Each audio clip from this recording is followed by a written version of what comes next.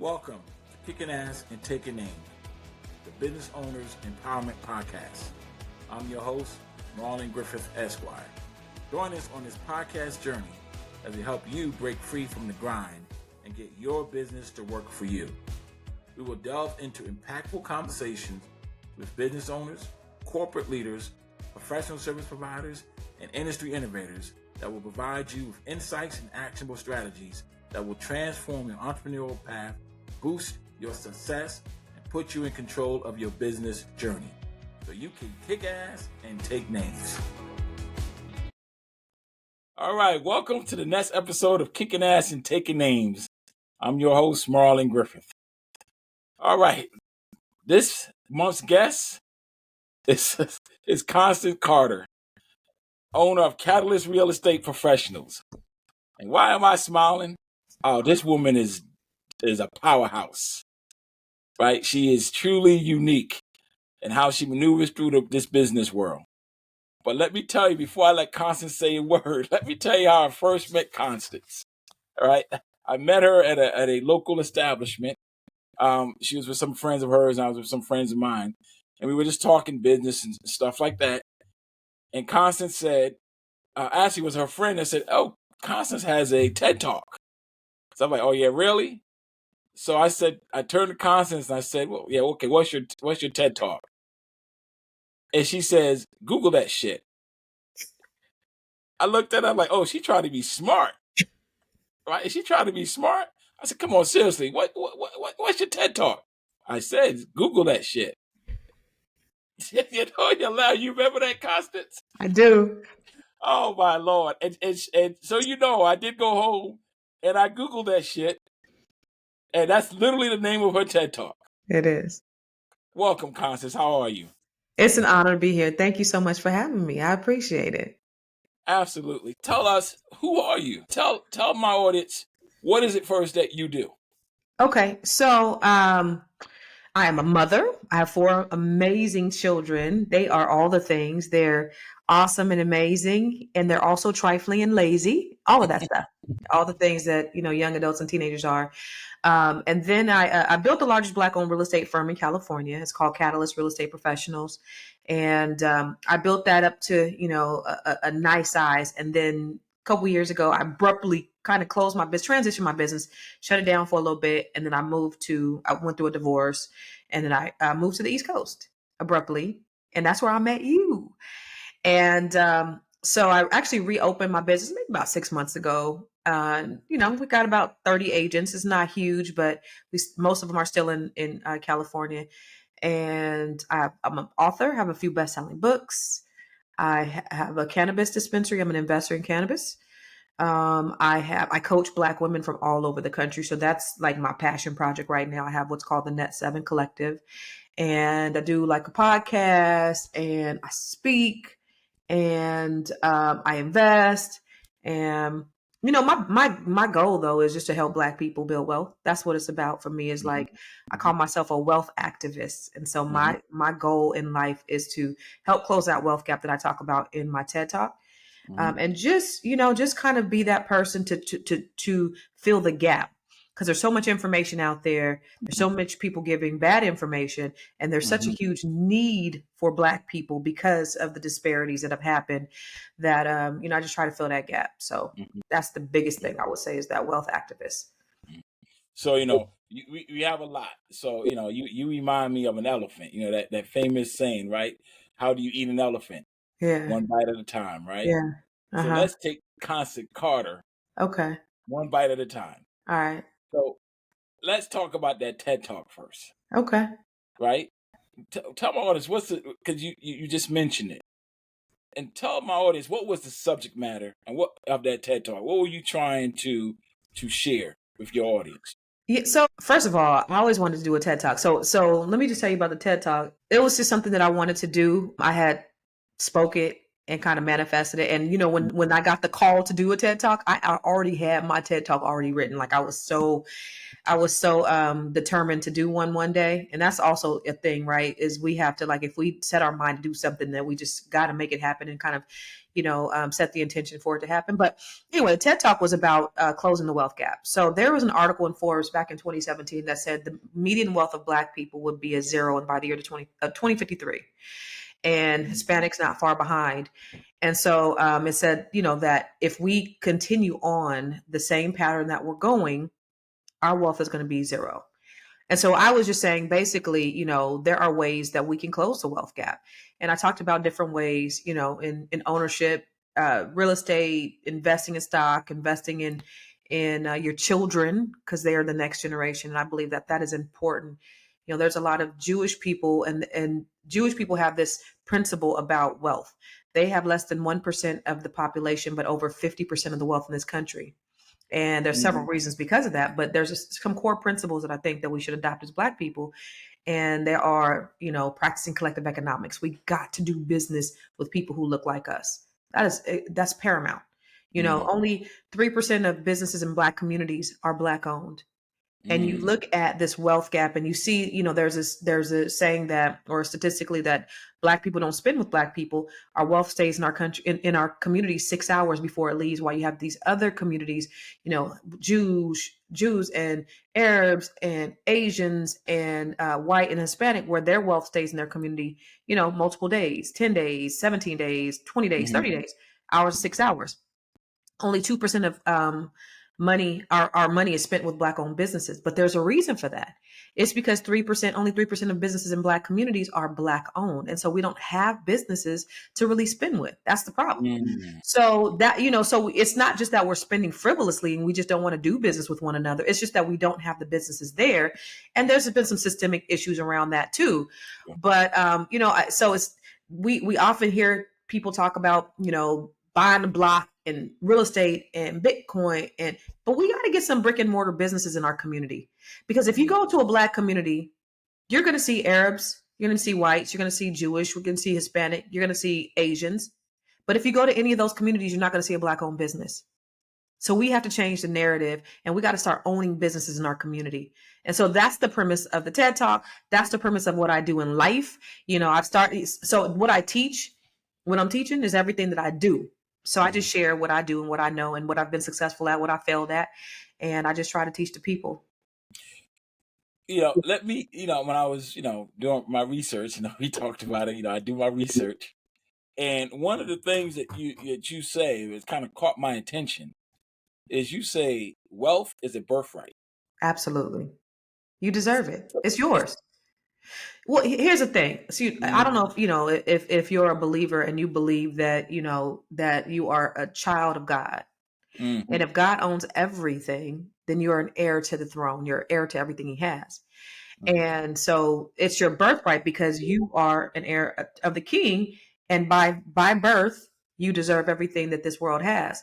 The problem is that we a lot of times don't believe that we deserve the things that we're entitled to.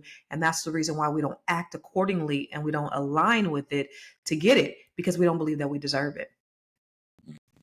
So we're going to get into how you manifest that wealth of the birthright. And that's basically, you said that's your life purpose, is manifesting that and teaching others to attain wealth. Right? To attain what you, as you say, is what they are actually entitled to. Absolutely. But before we get there, I think you kind of briefly went over your transition, as I call it. But you have a very heavy presence on social media, and you are very open about your failures and your successes. And it's really your failures is what informed how you've moved forward in this world. And if I could read it, because it's actually on your website, and you on your website you said Constance's journey marked by personal hardships like divorce, foreclosures, short sales, bankruptcy, and a rock bottom credit score of 379 serves as the roadmap for her transformative guidance, because She uses her hardship as the blueprint to help individuals achieve $1 million success. Wait for it, without making $1 million mistakes. I I may. love that. I I love may that. I haven't seen that in a minute, but yep, that is the truth. So again, let's break it down, and you don't have to get all into the personal aspect, but yes, you built the top selling black owned real estate real estate firm on the West Coast. Mm-hmm. Then personal life happens, Mm-hmm. and you divorce with mother of 3 kids, 4. 4 kids. I'm sorry, Mm-hmm. mother of 4 kids. Divorce. You're in Sacramento, in the Bay Area, Mm-hmm. and all that came with that caused you to just come 3,000 miles Yeah. to what we call, to the East Coast. Yeah. How did that hardship guide you? What miss to get you where you are today? So from divorce, so All that's involved in that. it was a lot. People go through. Obviously, many people in my audience will go through personal hardships, financial hardships, whatever, it's often caused by divorce or other things. Yeah. And I just want you to, if you can share how. Obviously I don't want the details of the why and divorce and all that, but the how. You It put was, listen, that divorce knocked me upside my head, like mm, really. Because mm, everything was going. I had this great company and I had all these great people that worked for me and followed me, and I would put on these big events, and I was doing a lot of things that I think were impactful, and life happened. You know what I'm saying? mm, So life happened as it did, and it knocked me on my ass. mm, And I would say that I needed a change. I mm, felt like if I stayed there, I would just sink and shrink. And my daughter went to Hampton University, and when she graduated, she was like, "Mom, I want to move to DC. I like DC. I've been here a few times, and I bought her house in DC. Then I was coming out here every other week, and then I got to a point where I didn't want to go home. I loved it. I loved the vibe, the energy, like the people. I just loved it.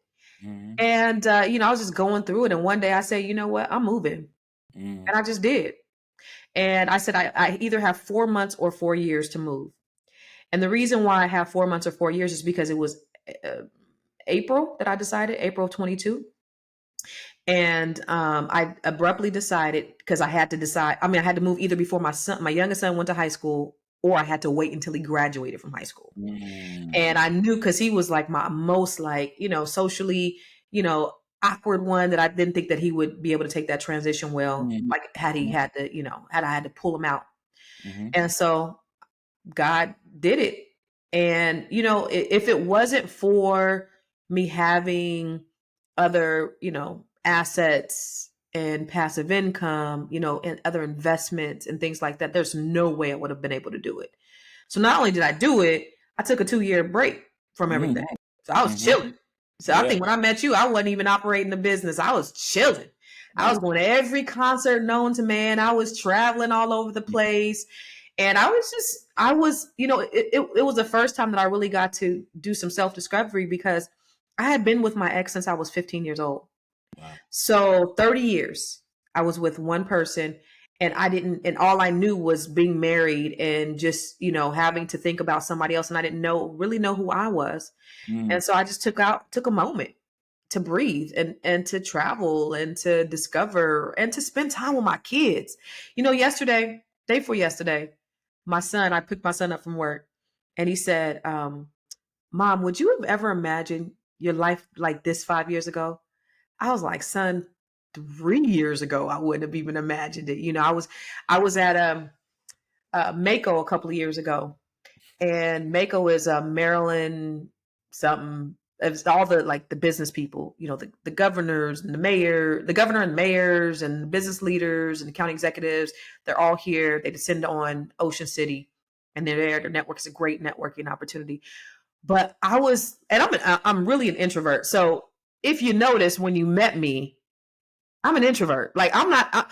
The people that I with were way more outgoing than I was. I'm somewhere normally in the corner somewhere. I don't make a big present. I don't do any of that stuff. So people actually are surprised when they see me online. They're like, "Wait a minute, you know." So, but I'm somewhere in the corner.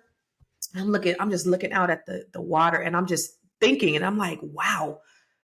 2 years ago, I was just doing another grand opening on one of my offices. You know, all the stuff that was happening, I would have never thought that I would have been in this place, 3,000 miles, Ocean City, with all these people that all these foreign people. It was crazy. It was like a really surreal moment for me.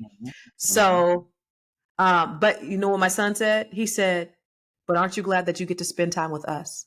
Yeah. Because I lost a lot of time in my effort of being ambitious. You know, my motto used to be nobody works harder than Constance Carter. And so I will be the first one in the office and the last one out.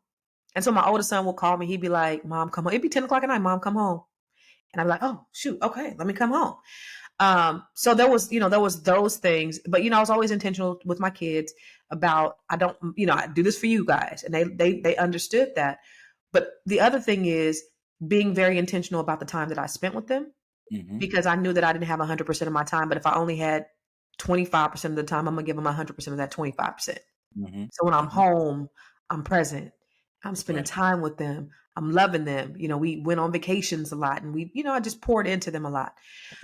So I was very intentional about that, but I did lose out on a lot of time. So now, I'm making up for it. I want them all day. Now they tired of me. But what you said, and I don't want this to be lost on my audience, right? You said life happens. You felt like you got hit upside the head, but because of how, and then you didn't run a perfect business, obviously, but because of how you diversified, as to say, and you had other forms of income, right? As you was building your business, doing other things, when that life happened, and you at the point where you basically needed to, whether you knew it or not, needed to take 2 years off. You had a way to be able to financially support yourself, right? Because it wasn't completely relied upon that one stream of income. It's important. I lost $1 million when I went through the divorce. I lost $1 million. So, it was a lot. And then, I made it back the next year. But then even now, I don't make as much as I used to when I was in my prime in my business, but I'm so much happier. But you have more balance, right? You have more balance. Yeah, as much as you possibly can, right? More harmony, I guess. But if I can take you back to your Sacramento days, because one of the things I want to touch on is how your core business, right, which is real estate, right, but how as you grew your core business, you expanded to other streams of income. Yeah, and that's really what wealth is all about, right? That you became wealthy, not rich, wealthy. So can you kind of explain a little bit how did you do that? What did you do using your real estate income as your core to expand to other streams of income? So here's the key to that. A lot of people are really schizophrenic when it comes to business. They do too much. The serial entrepreneur. Everybody wants to be a serial entrepreneur, and I actually hate, like, if anybody refers to me as a serial entrepreneur, because I'm a business owner. I'm not a serial entrepreneur. I don't got all, So I think it's important that you get really good at one thing. Get really good at one thing. Become the subject matter expert at one thing. So I became a proficient and a subject matter expert at real estate. I created a brand around helping people, right? So my business was about transformation and not transaction. I was helping people build wealth. So I created this business where it's transformative, where I'm helping these families. It's not just about, call 100 people and make 10 contacts and close 2 deals. It wasn't like that for me. It was really about, let me help your mama and your cousin and your auntie and, all those people, right? So that's how I built my business. And then I never had to recruit people because people were attracted to that business model. So then I got really good on that. Were they attracted to your business model, meaning that they were attracted to your core mission, that you were very clear about what your core mission is? Our core mission, our core values. That's right. Your core values, core mission. And you're right. A lot of businesses lack a core mission or a core value. Absolutely. So making money can't be the core value. it's not about making money. It's always about helping because and now mind you, we were Black owned, but we were not Black only. We had a diverse team. But for me, it was about me helping my people. Mhm. And so because there was there was so many deficiencies, I was like, we've been so systematically oppressed and left behind that there's always going to be work for us. Always. If you look at it like that, I'm here to help people. There's always going to be work. So then I opened up a mortgage company and I added that arm into the business. So now not only we're a mortgage company, we're a direct lender. So you saw problems that was, caused by systematic circumstances.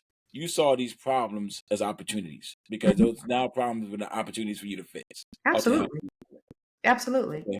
That's the, I think, foundation of business. It's not about money. Right. If you're in it to make money, you're not going to be in business very long because there's ebbs and flows in business. So when it gets low, what you gonna do?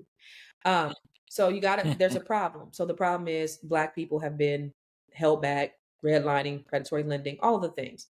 So then real estate solves that problem. Then I added loans in there because I was given all these. I became a credit expert because I had a 379 credit score. Wrote a book about credit, all these things, right?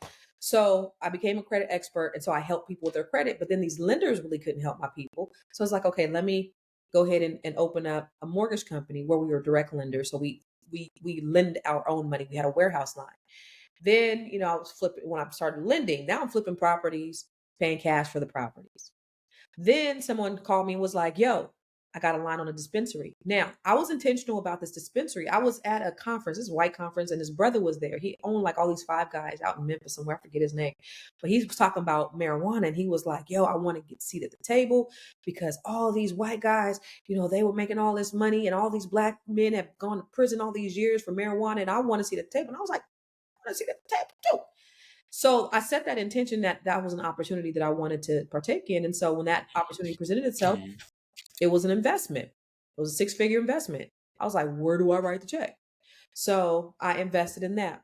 So that was something that came out of, the ability from that was, me making money from the business. And then an opportunity for me to open up a commercial building. Well, I took my weed money that I had, and then some of my investments that was sitting there that was generating compound interest. I took that and I purchased the building. So that's how all of these things kind of came about. And as I go along, Sure. I'm writing about it. I'm trying to help people. I'm trying to give people the blueprint on how to do the same things. But you've got to get really clear on one thing before you can start expanding to other things. Don't be trying to do too many things at once. You'll never get good at one thing. Sure. Right. Because I do find that you're right. The serial entrepreneurs, and I've spoken to many of them, and they have about 5, 6 different ideas. None of that they've executed on, but they got 5 or 6 different ideas. And usually they still have their day job. And it makes it very, very challenging. Let's put it that way. So can you tell, continue to expand on how you grew your real estate business? You set a core mission, core value. So you knew who you wanted to serve, and you knew how you wanted to serve them.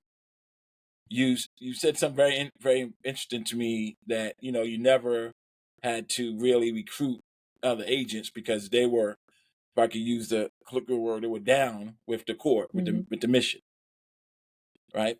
But what were some of the challenges from the business perspective There's that you always face in operating your because you talk about these $1 million mistakes. What were there's some of the always challenges that challenges. you faced? You put Sure. well, first of all, there's so many challenges, but there will be times where I'd have to decide on whether I was going to pay my mortgage or pay my lease to my office. And I had to bet on the business and be late on my mortgage.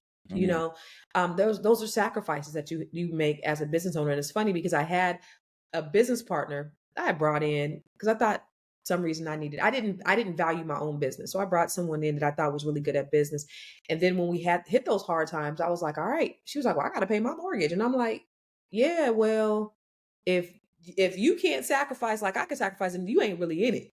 So then if you're not really in it, then you don't need to really be in it. So we had to part ways because everybody's not willing to sacrifice and put everything in. And I'm the only one working, right? So I'm the breadwinner in the household. My ex was a stay-at-home um, person, and so everything was on me. So I've made some investments. Like I said, I foreclosed on some properties. I've overextended myself. I short sold on some properties. I didn't predict some things right. I've had car repossessions, like all of those things. There were times when when my children were small, and I'm making money. When I filed bankruptcy, I was making almost $250,000 a year. I was 33, but I still had more month than money. I still had so many expenses that were going out every month. And there were times where I would take my kids to the fair and I couldn't buy a day pass for all my children, making this amount of money. So I was overextended. The more money I got, the more money I spent, the more things I thought I needed. Mm, And so those are things that, you got to figure, like with business, there are going to be ebbs and flows. It's going to be feast and famine. mhm, And so when it's famine, you got to be prepared for the famine. When it's low, you got to be prepared. You can't spend all your money because you think it's never going to go away. You got to figure out how to create a business to where you're not worried and you're not stressing when the money's not there. Like you're not, operating out of mhm. desperation, that you're able to still continue to conduct your business. So you got to budget things out and you got to learn how to do all that stuff as a business owner. So you were not doing Oh, that, is that what the I lesson was that flying. you learned? Shit, I wasn't even, I Mhm, created my corporation. I was co-mingling my funds and I was piercing the corporate veil. There were so many things that I was doing incorrectly. And those are the things that I teach people mhm, now. But I was learning as I went. I started in real estate when I was 26. I opened up my own firm at 32, 33. The year after I filed bankruptcy, I opened up my real estate company. So a lot of the things were, I had to learn as I go. I didn't have access to people like you. I didn't have access to no attorneys. I had to Google that shit. And they didn't have Chat GPT back then. So I had to figure it all out and mhm. hope that I had gotten it right. So, I would tell you this. One of the if I was going to give well, no, I do. One of the pieces of advice I give business owners, particularly new business owners, um, is hire a yeah. bookkeeper. It's one of the most inexpensive but most important. Absolutely. QuickBooks is not Right. a bookkeeper because it's still Yes. you. Your cousin Yeah. is not a bookkeeper unless they're Right. trained to be, right? But just getting an idea of your Hmm. numbers, and it can eliminate some of the fly by your pants things that you do. It can help you with the not being That's overextended. good. And there's a very is a and is a and that's a lesson I had to learn. Right, we all learn these things, right? We and that's why I like what you do, right, Constance, because you're not. And I give you your flowers from this, and it's because you truly share the mistakes Hmm. that you've made with the complete intent to help others not make Hmm. those same mistakes, right? 'Cause, many will get on, in the social media, get on the podcast, and you have a podcast.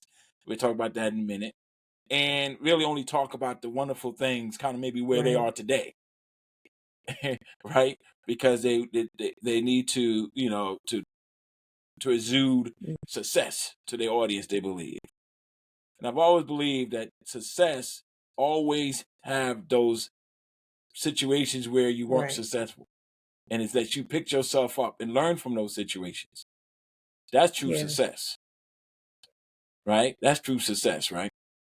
So one of the things that you do, and it's consistent again with your core value, and it's really about helping African Americans, but you also specifically target or want to help African Mhm. American women, and uh, and along with that, you have something called the Net7 Yes. Collective.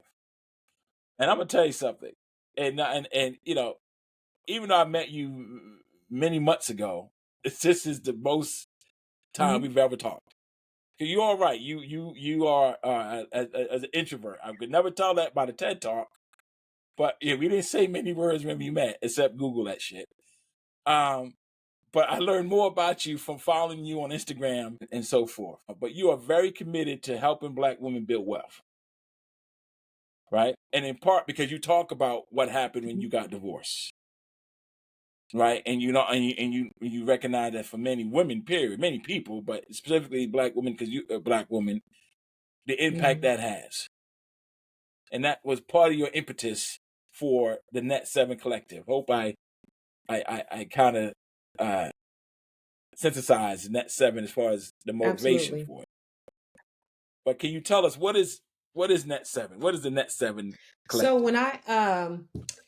when I moved here, um, I was just like, okay, God, what do I want to do in this iteration of my life? I was really burnt out from real estate, honestly. I had a Mm, lot, I had a lot of people that worked for me. A lot of people were just pulling from me. And when I was going through my thing, and then also, I'm keep it real. I had people that was stealing from me. I had just, mm, just some disloyalty that happened as well. And I was just like over it. And I needed to, just step back. But I had a really good group. Like we had fun. And let me just say the reason why I was able to build this great business is because I incorporated personal and professional development inside the business. So we did a lot of mm, mindset, limiting belief, just a lot of work around that. We would get into workshops mm-hmm, and we would do stuff like that. And it was really healing and it gelled us as a family. And so our synergy was just amazing. I mean, so it was a couple of bad apples that did that. So it was just, it was all of that. It was a culmination of all of that. Plus, they was hitting me upside. They was treating me like I was Dr. Dre, like like I had billions in the bank, right? And so they was coming. They were going for the jugular, and I was just like depleted. I was at the end. I was just like what else? Take whatever you want. I just need my mm, freedom. You know what I mean? I'll make it again, whatever it is that you need. Like, mm, just please, just give me free. That's how I felt. So at that, mm, it was a few months that I had been here because I got here in August, and so now I'm on 3 years now. I got here in August. Around December, I was doing my goals, and I was like, okay, what do I want to do? And I fasted and I prayed, and so this idea of Net7 Collective was birthed through that. And I just really wanted to help Black women. Most of the people who work for me were Black women, and I know what Black women need. I know Black women are at different areas, mm, stages of their lives, and they were the most educated demographic. We're making the money, we're making the moves, we're saving everybody, we're everything to everybody, but we need somebody to pour into us. We want to go higher, we mm, want to build wealth, we want to create these legacies for our families. A lot of us don't know how to do anything beyond work a 9 to 5. They don't know how to pass this information on to their children. They don't know how to, you know, do anything beyond that. And one thing I know about women is that whatever you give a woman, it's going to expand. If you mm, give a woman a house, she gonna make a home. You give her a seed, she gonna make a baby. You know what I mean? If you give her some food, mm, she gonna make a meal. That's what we do. And there's this African proverb that says, "When you teach a man, you teach an individual, but when you teach a woman, you teach a nation." And so that's kind of the mm, core of the foundation that the Net7 Collective was built on, is just like teaching women so that we can teach a nation. So it's about, um, you know, building the Black family. And this is my contribution to the wealth gap through the Black woman. It's not about separating. mm, What's our place in our communities, in our family, and how do we build on that? Because if you think about it, women, especially Black women, we're the ones that are doing the most personal development. We the ones in the church. We the ones going to the workshops more so than the men. We're often pouring into ourselves more than anybody else. And so I always have men be like, "Well, how come you?" I got men DMing me today. What about us? What about us? Y'all ain't even really serious. But I'm not even gonna go there. There are men that can help you. There's you, Marlon, that can help Black men. My mission is to help Black women. So that's how it was birthed. And I just put a call out there. Hey, this is what I'm doing. mm, If you want to increase your net worth, if you want to change your life, if you want to do all these things, um, let's talk. And I had like 100 and maybe 200 women that were interested. It's coaching. So there's an investment that you have to make. And so I've had over maybe 80 women who've been through my inner circle Net7 Collective program. So doctors and lawyers and IT professionals and real estate professionals and entertainers and we got famous actresses mamas, famous singers mamas. Like it's just the gamut. Homemakers, philanthropists, women from all different walks of life from all over the country that I coach. I personally coach. And so then I said, you know what? I want to be able to reach a greater, broader reach of women all over the place, not just in this country, but all over the world. And so then the Net7 Nation was birthed. And so what that is that's me coaching the leaders, the people who've gone through my program, and them creating local chapters so that we can reach people at a grassroots level. So now this with the local chapters, you're not only going to get the curriculum from Constance Carter, not taught by me though. You'll also get the in-person events and you'll get the bonding and all the experiential things that we're going to do on a local level. And so that's what the Net7 Nation is, which I'm getting ready to open it up as soon as we get off the call. Because I said once we get to 500, which I think we're at, maybe 600 people that have expressed interest, I'm going to go ahead and open it up for people to join. And then we're going to launch on September 1st. And, it's just about impact. So I'm training these leaders to train others to build wealth. So we're duplicating that. See, the two things that I found very attractive about the Net7, and I'll be quite frankly, and I find it attractive about how you maneuver. You're very honest about money, right? A lot of people talk and use words like wealth and rich, but don't really give numbers, don't give figures. And Net7, if people don't realize it, Net7 is a has $1 million, a net worth of a millionaire, right? Net7. And most people don't even realize what that means. And what's Net7? And if I believe this stat, and last time I Googled this particular stat, as was for a presentation I was doing, according to Google in 2024, there were 23.8 millionaires in America, meaning by definition, 23.8 million people with a net worth of $1 million or more net worth. And I believe that percentage, it was less than, I think, 9% of the 23.8 were African American,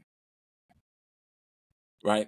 And sometimes people confuse having a revenue or income, maybe from a job or whatever, of $1 million, and say, well, that's a millionaire. No, because as you learned when you talked about, making 250,000 and didn't have any money.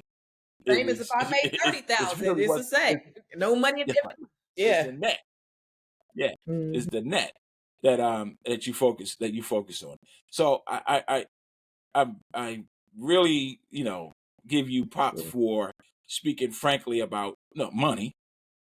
And then the second thing is, as I kind of read through your Net7 Collective and your program. It's really a lot about mindset, right? It's you use the term limited beliefs. You have the fixed mindset and the growth mindset, and you have the trauma from how you were raised and how you view money, and that has it completely has the greatest impact on how you build wealth, if you build wealth at all, right? And now you're right. I would agree with you, Constance, that the black male is not as open to the recognizing the importance of mindset, or that it even exists. But many do, and the ones who do realize how empowering it is when they can acknowledge limiting beliefs. Oh my God. And understand about the need to have growth, what a true growth mindset is all about. We're still behind you all. We doing this. We doing this together though. We doing it so that we can bring it home to our men. Yes. So so speaking of that, so I loved your acronym. I want to move to your podcast, right? I love the acronym. It's your gym Everything I do got podcast. an acronym to it. There you go. There you go. There you go. So you're gonna let I'm gonna let you tell the audience what exactly is the gym, and first what it stands for, obviously, and what is the gym So the gym podcast? is the Grow Your Money podcast. And so a lot of things just be coming out of just me talking, right? So I just be talking and Sure. I was just talking one day online. I was like, you gotta grow your money, not blow your money. I was like, ooh, like that. Listen, I was on the Grow Your Money podcast and I was telling black people this year when Trump got in, we minding our black business and we minding our black business. I just be talking and I was like, that could be a t-shirt. So anyway, the Grow Your Money podcast is part of the Grow Your Money Club, which is an online community where I have over 30 trainings, all the things that I teach. And this is for everybody. It's not just for black women, it's for black, white, men, women, boys, girls, whatever. But all the things that I know, I teach. So whether it's how to invest in stock, how to use Robinhood, how to invest in real estate, I'm the real estate for rookies. I teach you how to write a book. In fact, the ladies in my group, we all wrote this book. So we are inside the Net7 Collective, and somebody said we were talking. I was telling them how to curate their unique value proposition, and somebody said we should write an anthology, which we did. And within no more than 2 months, we had this book, and I showed them how to write it. What's It's the name called of the book? Unbreakable, and it's stories of survival, sisterhood, and success, volume 1. And there's 17 authors, 17 black women that went from obscurity to becoming authors. So now these women are authors. Some of them, this lady right here, she got 7 books. I'm like, the hell? It's crazy. So And I think you have six. yeah, Six. well, she got it in a year. I'm just saying, but people should know you're an author at 6 books, and I'm sure it's still Yeah, I'm gonna counting. do another one too. But I'm gonna do but another one. But yeah, so again, I write books based upon the things that I think that people need, problem solution. sure. There's a need. I try to have a solution for the problem. So anyway, Grow Your Money podcast is just me always trying to give tips on how to grow your money. So I just reduced it down to 3 days a week because I partner with Dr. Boyce Watkins. He and I, we do a lot of business together. So I actually coach a B1, it's called the B1 Real Estate Mastery Training, where I teach people real estate investment development. So I do that. I partner with Dr. Boyce on that. I speak at all his conferences. In fact, I'll be speaking at the All Black National Convention in 2 weeks. But so I'm on Boyce's platforms. So he gives me access to millions of people, which is great. I love him for that. But he wanted me to do like 5 days a week, which I was doing 5 days a week, but it was and he's on, Dr. Boyce is on like 3-4 times a day, every single day, 7 days a week. I can't do that. So I had to last week reduce my time down to 3 days a week. That's why I'm able to come on here, because normally I will be on a podcast right now.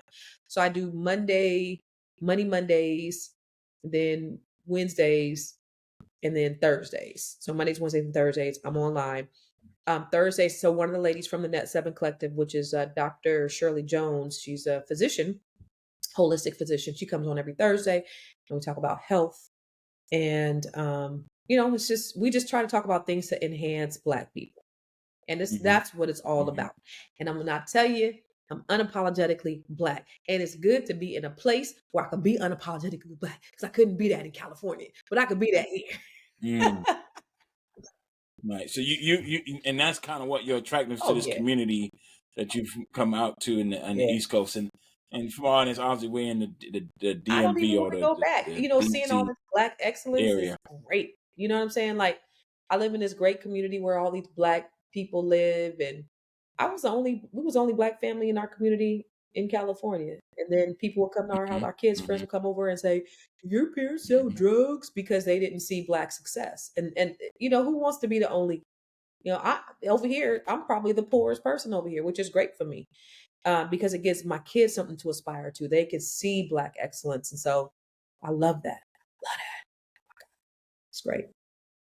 No, I do think it's important. I mean, you understandably focus on the Black excellence part, and I think that's very important. But I also think it's important for just entrepreneurs, no matter what you are. I mean, for ethnicity or whatever, to see other successful entrepreneurs and learn from other successful entrepreneurs. I like doing it for Black and particularly if when you are newer at it. My thing is Black people. No, I got you. We know that. If anybody watches, anybody looks up You gonna Constance, know that I'm your thing, B1 for um, sure. absolutely. But and I wanted to be clear for my audience. Your your purpose, your why is to, as you said, it is to increase or decrease the Mhm. wealth gap by increasing the wealth of Black You know folks, what? right? Also, I do these Black History spotlights, right? So I put out a Mm-hmm. Black History spotlight. I try to do it every single day, maybe if not, every other day.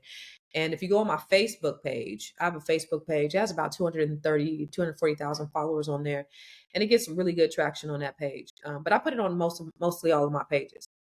And the more I learn about Black history, the more stronger my resolve is to help Black people. And so that's the reason why I'm so passionate about what I do in terms of teaching Black people about wealth and all the things that come along with it. And you certainly are. You certainly are passionate, and again, that's a very um, attractive quality, because I think you said something earlier in this podcast, and I might paraphrase it, right? But if you are running your business for the sole purpose of money, it ain't going to last. If you're running your business with a purpose, right, a true purpose, then Hmm. it will. And you clearly have your purpose, as Simon Sinek says, you know That's your right. why, right? And and we talked a little bit about the mindset stuff, but one of the things I talk to business owners about um, is, what is your why, Hmm. right? And of course, it's not just limited to business owners, but this is a business owner Hmm. podcast, and I've always felt is that you become the most empowered as a business owner when you know Hmm. your why. When you know your why, then you know your true purpose, and you know your core values, and that's what you manifest, and that's what you Hmm. attract. And it kind of helps you not chase after everything, because every opportunity is not a true Right. opportunity. It could just be a waste of time and a Absolutely. distraction. Um, so we are at that point in my podcast, and it's actually interesting because you've given so many pointers, but every one of my guests, I always ask the one question: if it's three pieces of advice you would give a business owner, what would it be? The floor is Okay, so yours. three pieces of advice. Whew. Okay, so the first thing I would do is go back to your why. That's important. Understand why you're doing it. And if you're doing it for a reason, for a purpose, then it's gonna last. That's the thing that sustains you when you don't want to do it anymore, was when you know why you're doing it. When you do it, you know who you're doing it for. When bills get low, or when the money gets low and the bills get high and all the things go wrong and all the things go haywire, you know why you're doing it, why you love doing it in the first place. Okay, so understand your why. Make sure that your foundation is important is solid. So creating your entities and making sure that you have your standard operating procedures, and ensuring that you have all of your business. You ain't just running a business, but you running an actual full-fledged sustainable business. That's important because a lot of people don't even understand. Like, I'm dealing with a business owner right now on just purchasing some property, and very astute in their field, but their business is like, I'm like, what are you doing? Okay, as soon as we close on this deal, we gonna have to do some structure some things, because you got to make sure all of this stuff is done correctly, because you are opening up yourself for Mhm. exposure and and tax issues and things like that. So we got to make sure that you protect it. So protect your business, protect your entity, make sure you're not piercing the corporate veil, make sure that that's all done correctly. And thirdly, I would say try to get some type of financing and funding, because you don't want to bootstrap. One of the things that I did early on in my career, well, no, I'll just say, because I didn't want to have loans. I didn't want to have that thing held over my head. But once I started bootstrapping, I saw my business, excuse me, once I started getting funding using OPM, other people's money, that's when I saw my business start to increase, because now I'm able to use that as leverage to kind of build and grow even more. So I'll say those things. Understand your why. Make sure your business and your foundation is solid, and then make sure that you are not bootstrapping and that you try to get some type of funding inside your business. Well, this has been, I often overuse the word, but it's appropriate. This has been awesome. And I've learned so much more about you. And hopefully my audience who've now been introduced to you will go look you up, go further. All your information is obviously be in the podcast. And Constance Carter, go Google that shit. I appreciate the opportunity. All right, Thank you. thank you. All right, you Take do the care. same. Thanks for tuning into this episode of Kicking Ass and Taking Names. Remember, information is only as good as its application.